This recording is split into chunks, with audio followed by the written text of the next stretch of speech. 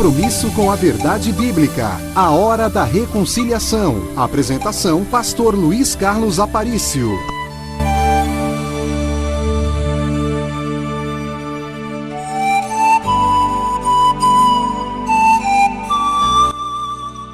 A palavra que vamos ministrar no programa de hoje é vencendo a tentação. A tentação é um fato que podemos dizer assim, inescapável na vida de todo crente e, por que não dizer, de todas as pessoas. Quero convidar você para nós lermos o texto básico para falarmos sobre esse assunto. 1 Coríntios, capítulo 10, versículo 13. Diz assim o texto bíblico. 1 Coríntios 10 e 13. Não veio sobre vós tentação que não seja suportável humanamente falando. E fiel é Deus, que não vos deixará tentar acima do que podeis resistir. Antes, com a tentação, dará também o escape para que a possais suportar. Eu tenho sido questionado por crentes novos, crentes que já militam há algum tempo na fé, pessoas de maneira geral, por alunos no meio acadêmico. Muitas pessoas nos questionam o seguinte: pastor, o que é tentação? Eu estou sendo tremendamente tentado. A simples tentação, pastor, evidencia pecado? É pecado ou está pecando quem está sendo tentado? Isso tem sido uma das perguntas mais frequentes que eu recebo sobre este assunto. Muito bem. O que nós podemos afirmar à luz da palavra? Tentação não é pecado. Eu repito, tentação não é pecado. A tentação, pode resultar em pecado, caso nos rendamos ao que ela nos sugere. Mas experimentar tão somente a tentação não significa dizer que você esteja pecando. Repito, a tentação então não é pecado, mas ceder a esta tentação então constitui-se em pecado. A tentação, ela não é um problema comum aos crentes, porque, digamos assim, não é comum aos crentes que se julgam frágeis, que se sintam ou que se julgam no início de fé ou coisa semelhante. Não. A tentação é um problema comum e presente na vida de todos os crentes e, como eu já disse no princípio, por que não dizer até presente na vida de todas as pessoas.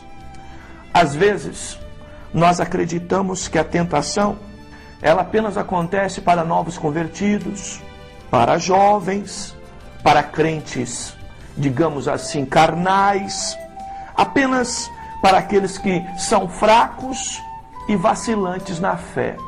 Mas isso não é uma verdade. A tentação é um problema vivido por todos, e toda pessoa que já passou por este mundo enfrentou ou enfrentará algum tipo de tentação. Eu quero chamar a atenção de você um pouquinho, assim, para um particular. Falando sobre isso, nesta introdução de assunto, sobre o tema tentação, como que está a tua vida espiritual e como que está o teu dia a dia no administrar, no lidar, no tratar com esta questão chamada tentação? Agora que você já sabe que tentação não é pecado, mas ceder a ela sim se constitui pecado, e que a tentação é inerente, faz parte da vida de todas as pessoas, em especial dos chamados evangélicos ou crentes, já que nós temos uma preocupação em não pecar, e a tentação é exatamente esta oferta ou sugestão para o pecado. Então, eu gostaria de perguntar para você, assim, bem no teu particular, como que você está lidando com isso? Como que você está administrando a tentação na sua vida? Gostaria muito que você refletisse sobre esse tema, para que ao final do programa de hoje você possa efetivamente encontrar na palavra que está sendo ministrada um caminho para poder administrar melhor essa situação e então vencer a tentação através das orientações que vamos estar dando através da palavra de hoje. Ok? Nós estamos falando no programa de hoje sobre vencendo a tentação. É isso? Nós já vimos que a tentação não é pecado. Já também podemos observar de que ceder à tentação, sim, isto se constitui no pecado propriamente dito. E também já vimos que a tentação, ela faz parte da vida de todas as pessoas. E o fato de estarmos sendo tentados não deve ser, sob hipótese e maneira, interpretado como um pecado. Porque senão nós vamos viver naquela tendência de auto-julgamento e de talvez até de irmos por caminhos de quebra de comunhão, acreditando que eventualmente os sugestionamentos para a tentação que estamos recebendo está produzindo em nós uma separação de Deus, e isso não é verdade. Só o pecado pode nos separar da comunhão com Deus, ok? A tentação, ela pode aparecer com diferentes disfarces, vestindo máscaras diferentes. Não importa quão novo ou antigo você é em sua vida de fé, você enfrentará a tentação. Pastor, digamos assim, pastor, uma pessoa com 30 anos de crente, com 60 anos, digamos 70 anos de idade, pastor, 80 anos de idade, pastor, sofre tentações? Sim. Pastor, um novo convertido que não tem função nenhuma na igreja, e pastores sofrem tentação da mesma maneira? Sim. De formas diferentes, com apresentações diferentes, porém, todos vivem e enfrentam tentações. Uma das marcas da tentação, além dela ser genérica e atingir a todos, além dela ser geral e atingir todas as pessoas, ela é também um processo cativante. O que eu quero dizer como processo cativante? Ela é um processo, ou seja, ela se constitui por formas, modelos, caminhos, tempos, tem um início, um meio e um fim, tem superficial, tem profunda, ela realmente é um processo. E o que eu quero dizer com cativante? Ela é um processo que desperta atração, desperta encantamento, desperta o desejo, desperta a malícia, desperta na linguagem bíblica a palavra concupiscência, que quer dizer exatamente a malícia presente na natureza humana e que de alguma forma é a outra ponta do imã e que reage às ofertas, aos sugestionamentos da própria tentação. Eu quero convidar você para nós lermos o escritor Tiago.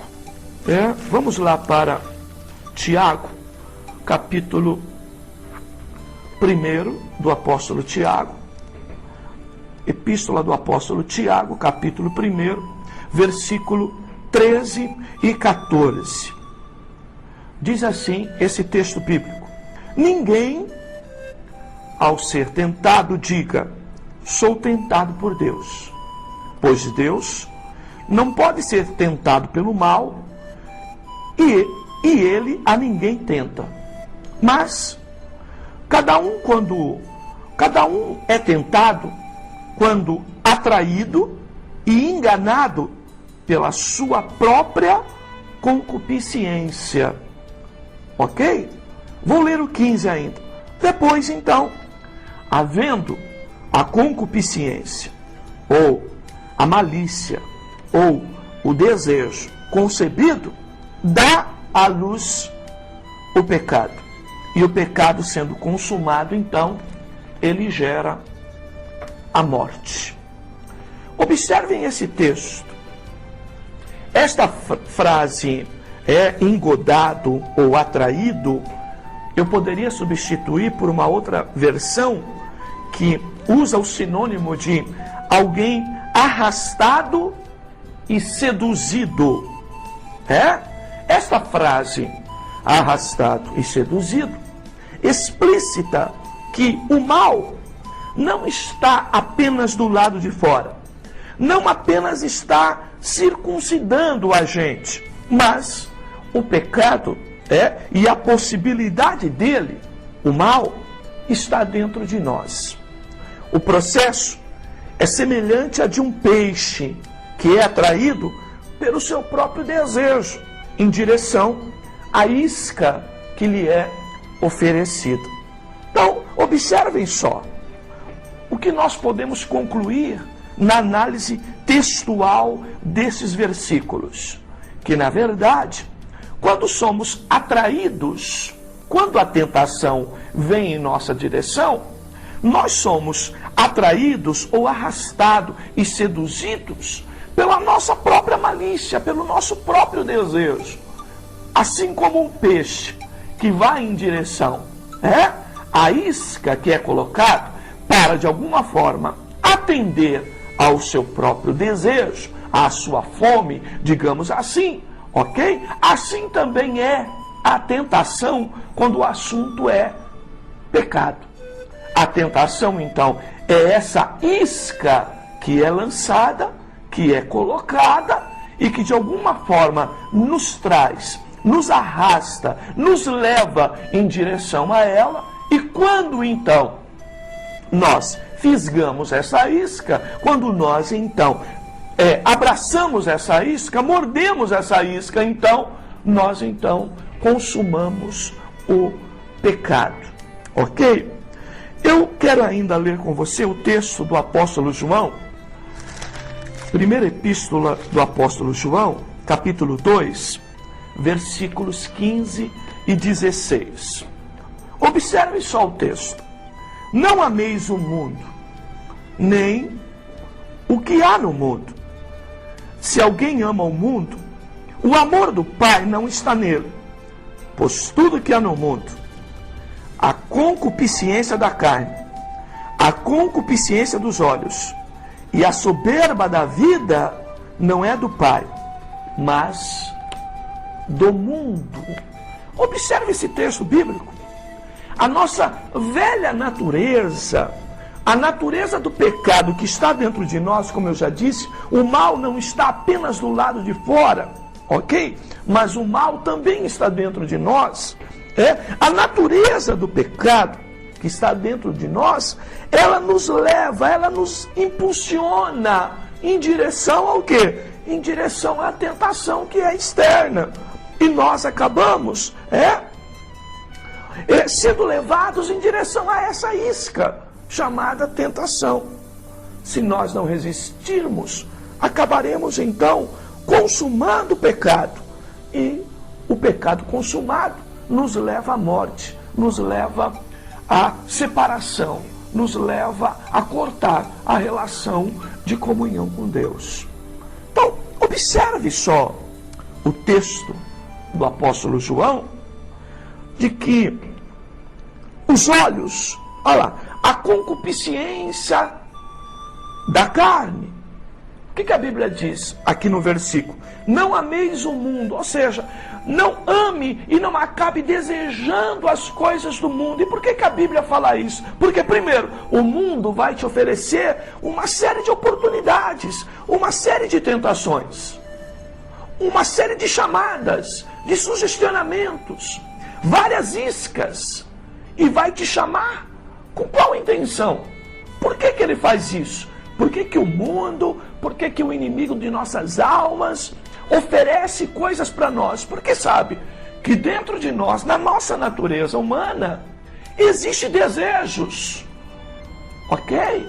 Dentro de nós existe malícia, concupiscência, maldade, como diz o texto. A concupiscência da carne. O que é a concupiscência da carne? É exatamente esta natureza nossa, pecaminosa. E ela, então, de alguma forma, é despertada na medida em que esta isca, que é a tentação, é colocada diante de nós. E usa, principalmente o quê? Usa a nossa forma de olhar o mundo, que é através dos sentidos, que é a visão, como diz aqui, a concupiscência dos olhos. A soberba da vida, ou seja, um desejo de conquista, sabe? De conquista de propriedade, de dinheiro, de sucesso, de mulheres, ou para as mulheres que me ouvem, de homens, sabe? Ou coisa semelhante, sabe? Objetos de conquistas, que de alguma forma traz uma satisfação pessoal, e muitas das vezes ela é uma isca para que nós venhamos exatamente a pecar, e este pecado é exatamente infringir a lei de Deus, a palavra de Deus, é perder o alvo, que é de agradar a Deus, e acabamos desta maneira sendo atraídos, e nesta atração há uma correlação dentro de nós, que aceita, que quer, que deseja, e aí há um casamento entre a oferta externa, a tentação propriamente dita, oferecida biblicamente, ou pelo mundo, ou pelo diabo, tá? Ou pelo inimigo de nossas almas. E em contrapartida, há uma natureza que está dentro de nós, que chamamos natureza velha ou natureza pecaminosa, que é o desejo, que é esta soberba, que é esta busca de conquista de coisas. Se você resistir, não acontecerá o pecado, ainda que você possa estar sendo tentado 24 horas por dia. Então pense nisso, porque já já nós vamos dar orientações bíblicas para você resistir a essa tentação, para você não se deixar levar, né? Não se deixar se arrastar, não se deixar ser conduzido e seduzido pelas ofertas da tentação, e chegar então à consumação do pecado que gera a morte. Muito bem, você ouve, você assiste Hora da Reconciliação. Como disse no início do programa, eu tenho sido assim muito questionado por colegas, por irmãos da igreja, por crentes de nossa igreja, de outras igrejas, também no meio acadêmico. Quando fiz programação de rádio, mais de 10 anos de programação de rádio ininterrupta, uma das perguntas que vinham para nós com muita frequência é exatamente esta: pastor, eu estou sendo tentado, estou sem comunhão com Deus, a tentação tem me pegado de um jeito e eu vivo sendo tentado e não consigo me desvencilhar da tentação. Calma, vamos organizar as coisas, diríamos assim. Tentação não é pecado. Se não é pecado, a tentação não pode ser razão para a quebra de comunhão.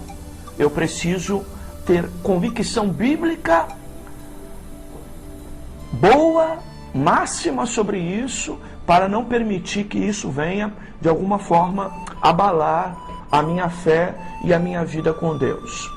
Segundo lugar, se tentação não é pecado, o que é o pecado? O pecado é quando eu cedo a esta tentação. É quando efetivamente eu abraço aquela oferta que está sendo apresentada pela tentação.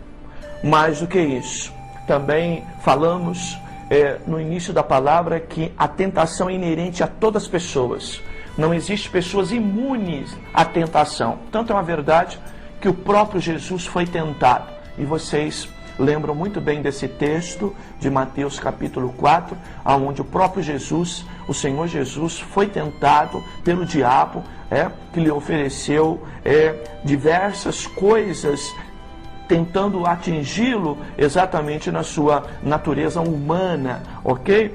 Mas mais do que isso, a tentação também, ela é dinâmica, ela é um processo que nós chamamos de convincente. Ela se cria de várias maneiras, ela se apresenta de várias maneiras, ela é construída exatamente na intenção de nos destruir ou de nos pegar. E como que ela se constrói? Ela se constrói exatamente na ideia de quando nós vamos pescar, quando nós vamos à pescaria e vamos buscar um peixe, seja para nos divertir, ou vamos para a pescaria ou por um entretenimento, ou por diversão, ou mesmo para trazer alguma coisa para nos alimentar, funciona exatamente nesta mesma direção. Ou seja, o peixe que lá está será atraído por uma isca que eu lanço nesta água, ok? Em que eu eventualmente dou até uma despertada nele, fazendo ela se mexer ou coisa parecida, ou mais do que isso. Mas além disso, ou mais do que isso, além disso,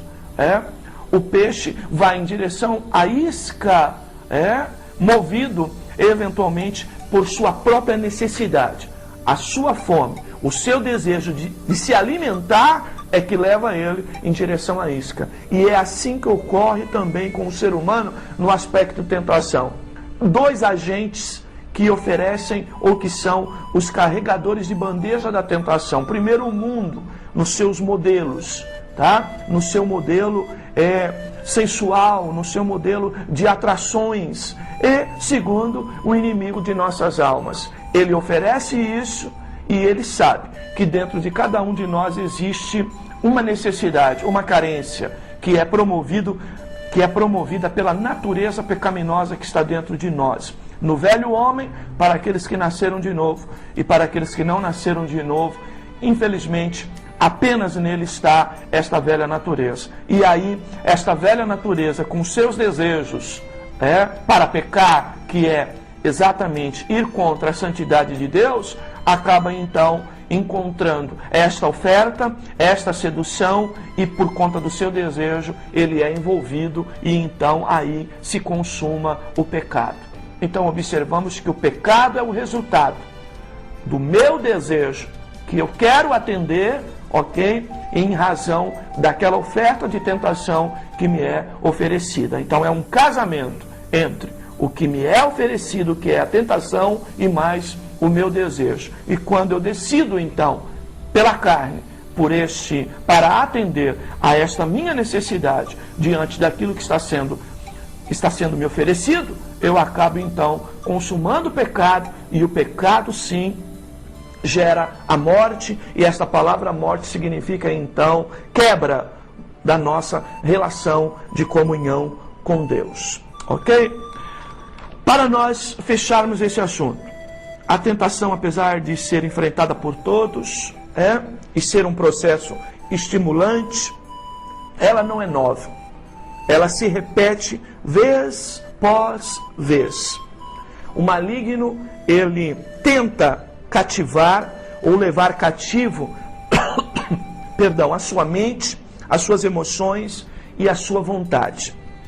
Ele ataca a sua mente com pensamentos, suas emoções com sentimentos e sua vontade com decisões e escolhas. Vamos ler o texto de 2 Coríntios 2, versículo 11.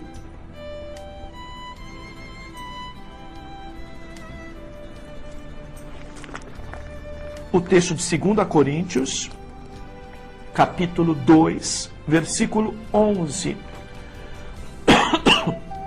Diz assim a Bíblia: pois nós não ignoramos os seus ardis. Observem só, tá? Se o inimigo, usando suas ofertas ou o próprio modelo do mundo, nos oferece repetidamente ofertas ou tentações, nós podemos nos preparar melhor para resistir isso. Por quê? Porque, como diz o versículo, nós não ignoramos as suas tentativas, as formas diversas pela qual ele nos tenta. Ok? Então, primeira coisa. Segunda coisa, o texto de Efésios, capítulo 6, versículo 11. Efésios 6, 11. Diz assim a palavra de Deus: revesti-vos de toda a armadura de Deus, para que possais estar firmes contra as astutas ciladas do diabo. Ora, por saber que existe tentação, nós precisamos então o quê? Nos prepararmos para defesa, para nos defender. Então, isso já é uma vantagem bíblica que nós temos. Que vantagem é essa? Primeiro, por saber que a tentação existe, vamos nos preparar para nos defender do ataque dela. Segundo, se ela se repete, nós podemos então nos preparar exatamente de maneira adequada, de maneira explícita, de maneira específica, porque nós sabemos que ela se repete ou que ela na verdade, vai voltar a acontecer. Muito bem. Outra coisa que nós poderíamos lembrar, desde o primeiro texto que lemos, é que Deus é fiel. Lembram desse texto? Logo no princípio, o texto do princípio que lemos, que está associado diretamente a 1 Coríntios 10 e 3, que Deus é fiel, ou seja, que junto com a tentação, Ele nos dará o escape, inclusive isso, em Tiago 1, 13 e 14. Ora, se Deus é fiel, vamos ver um exemplo rapidamente de Deus fiel. Lucas 22, 31, 32. A Bíblia nos afirma nesse texto que o Senhor Jesus disse para Pedro, ou disse para Simão, e a palavra Simão é aquele que vacila no original, o vacilante, tá? O duvidoso, disse para Pedro nesse texto de Lucas 22, 31, 32. Disse Jesus para Pedro: ora, Satanás pediu a tua vida para eu cirandar contigo. Ou seja, para eu te pegar e atacar a tua vida com certa força, como se ataca na hora de colher ou de escolher o trigo, de malhar o trigo. Ora, e Deus, na pessoa de Jesus, disse, olha, Jesus disse para ele, e eu não permiti, e eu intercedi pela tua vida, eu clamei pela tua vida, para que tu tivesse força, e que isso não viesse a ocorrer. Esse cenário está falando exatamente de tentação. E Pedro venceu essa tentação a qual o Senhor Jesus alertou ele nesse texto? Não. Pedro, o galo cantou e Pedro sim, nas 3 vezes que o Senhor Jesus disse para ele errou. Ele disse que não conhecia ao Senhor Jesus. Ele não teve força suficiente para manter sua posição.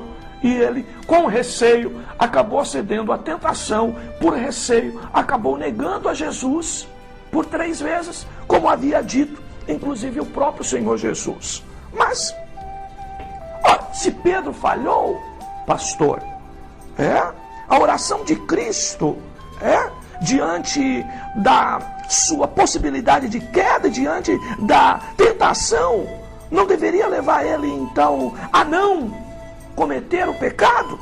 E, ora, talvez você esteja assim exatamente, ouvindo até do tentador.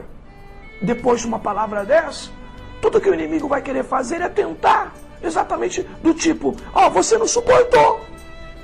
Ei, você, jogue a toalha, desista. Ei, você, acabou tudo mesmo. Ei, você, não tem mais jeito para você. Ei, você, já era. Mas o que o texto então quer dizer a respeito da fidelidade de Deus? Ora, a fidelidade de Deus está em nos livrar da tentação, nos dar força para nós resistirmos à tentação, mas também a fidelidade de Deus está para nos perdoar, para nos fazer esquecer de uma eventual falha e até de nos fortalecer, como aconteceu com Pedro.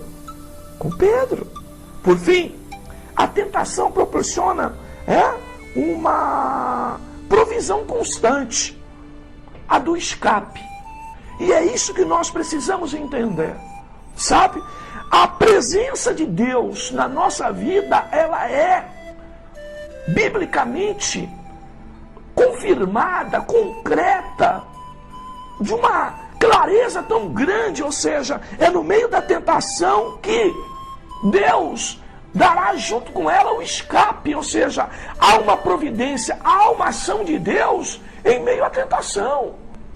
Eu tenho ouvido muitos casos de pessoas com motel combinado para pecar realmente, e na porta deste motel desistirem por pura intervenção divina. E alguém dirá: pastor, não sei o que aconteceu, mas na hora H eu mudei de ideia.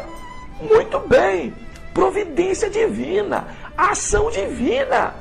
Mas meu irmão, minha irmã, se você está aí do outro lado, me assistindo, ouvindo esta palavra, tendo acesso a essa palavra, e eventualmente você errou, calma. Porque a fidelidade de Deus não está apenas em nos livrar da tentação, está também de nos perdoar do pecado, de nos fazer esquecer do acontecido, para que nós possamos ter confiança em Deus para continuar a nossa caminhada. Tudo que o inimigo quer é que você pare e que você desista, mas não é essa a vontade de Deus.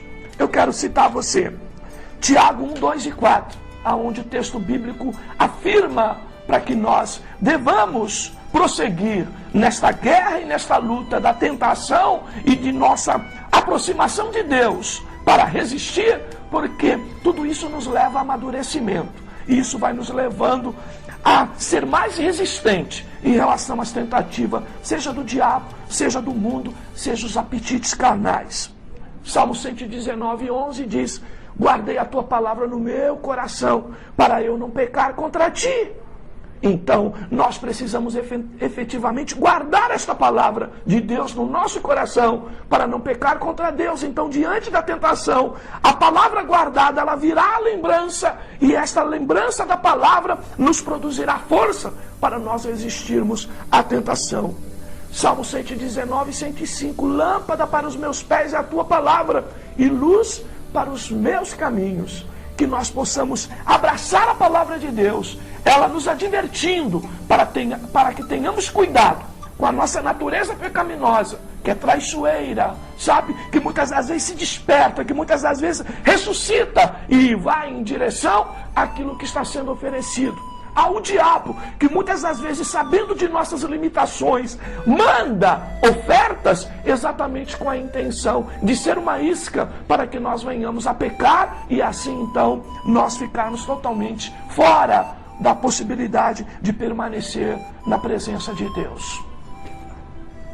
Deus é poderoso para te dar vitória. Deus é fiel tanto para te livrar da tentação, como também para te perdoar, para te fortalecer, para te levantar de um pecado cometido.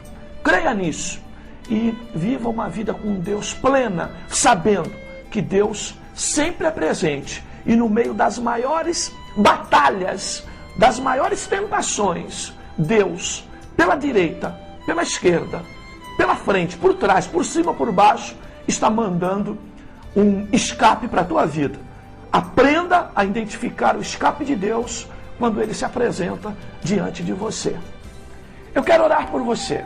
Eu quero orar pela tua vida nesta hora, lembrando de que nós temos um sumo sacerdote, que nós temos uma pessoa que intercede por nós.